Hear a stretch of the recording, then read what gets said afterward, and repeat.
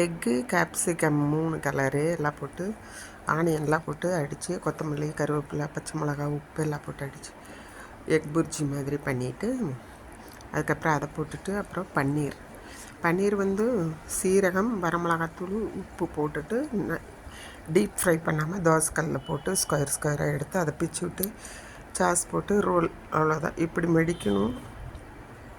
சரியா? கையில் கேமரா வச்சுட்டு ஃபோனை வச்சுட்டு அவ்வளோதான். இப்படியே பண்ணிங்கன்னா ரோல் ஒன்றும் ஒட்ட வேண்டாம், ஒன்றும் பண்ண வேண்டாம், அதுவே க்ளோஸ் ஆகிக்கிறோம். கொஞ்சம் பெரிய சப்பாத்தியாக போட்டிங்கன்னா இப்படியே சாப்பிட வேண்டியது தான். மயோனிஸ் தான் இப்போ சாப்பிடக்கூடாதுங்கிறாங்க, அது பண்ணல. தக்காளி சாஸே போதும். எக்கில் வந்து ஜூஸியாக அந்த இது இருக்குது, கேப்சிகம்மு மற்ற இதெல்லாம். இதை எக் ரோல் இதை இன்றைக்கி கொடுத்துட்றேன், ஸ்டஃப் பண்ணது.